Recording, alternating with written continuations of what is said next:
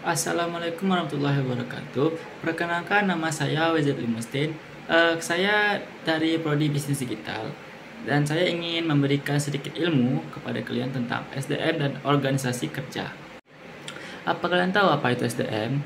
SDM adalah sumber daya manusia individu yang bekerja sebagai penggerak organisasi, termasuk perusahaan dan instansi. SDM merupakan sumber daya yang tidak dapat digantikan karena peran dan fungsinya tidak dapat diisi oleh sumber daya lain. SDM memiliki karakteristik seperti motivasi, sikap, konsep diri, pengetahuan, dan keahlian yang penting untuk mencapai tujuan organisasi. Dan apa kalian tahu apa itu MSDM? MSDM adalah manajemen sumber daya manusia. Ini adalah proses untuk manajemen sumber daya manusia. Proses pengelolaan tenaga kerja untuk mencapai tujuan organisasi. Proses pengelolaan SDM meliputi analisis jabatan, perencanaan, pengembangan, dan pemeliharaan kompetensi karyawan supaya dapat mencapai tujuan bersama. Itu adalah MSDM ya, manajemen sumber daya manusia. Bisa dibilang MSDM itu adalah cara bagaimana atau proses kita mengelola tenaga kerja untuk mencapai tujuan suatu organisasi. Nah, antara MSDM dan SDM ini agak beda nih, tapi ada sama juga. Perbedaan utamanya adalah antara MSDM dan SDM adalah bahwa MSDM merupakan proses pengelolaan tenaga kerja, sedangkan SDM merupakan tenaga kerja yang bekerja dalam organisasi.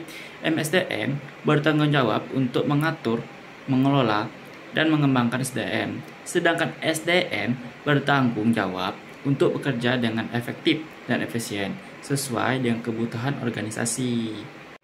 Dalam halnya MSDM, ada yang namanya HRD, Human Resource Development. Ini nih adalah kegiatan dan proses yang bertujuan untuk mengembangkan kemampuan, keterampilan, dan kinerja sumber daya manusia dalam organisasi. HRD ini mencakup berbagai kegiatan termasuk pengembangan karyawan, pelatihan, dan perencanaan SDM.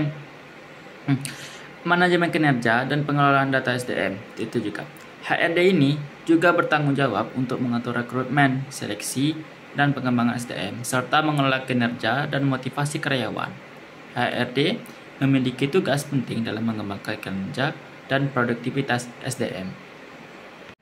Dalam MSDM memiliki peran penting dalam keberhasilan organisasi. Fungsinya yang meliputi pengelolaan tenaga kerja, pengembangan SDM dan manajemen kinerja, penyelesaian konflik, perencanaan strategis, dan pengelolaan budaya.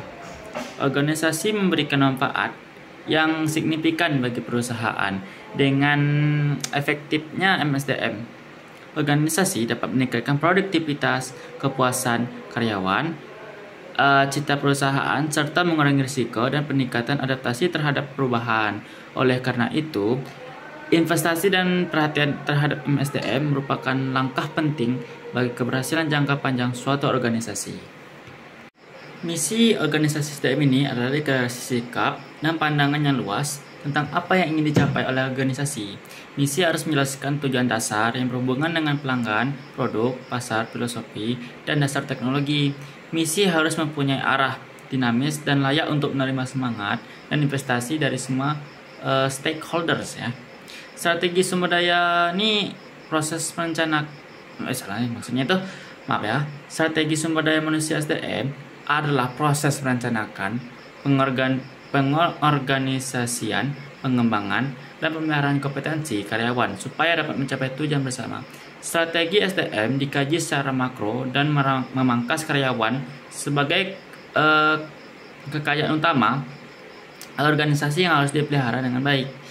Manajemen SDM juga mengintegrasikan SDM dengan strategi bisnis, mengelola kinerja karyawan dan motivasi, dan mengelola kinerja dan produktivitas SDM. Kesimpulan dari semuanya adalah manajemen sumber daya manusia MSDM dan manajemen kerja HRD adalah dua konsep yang terkait dengan pengelolaan sumber daya manusia SDM dalam organisasi.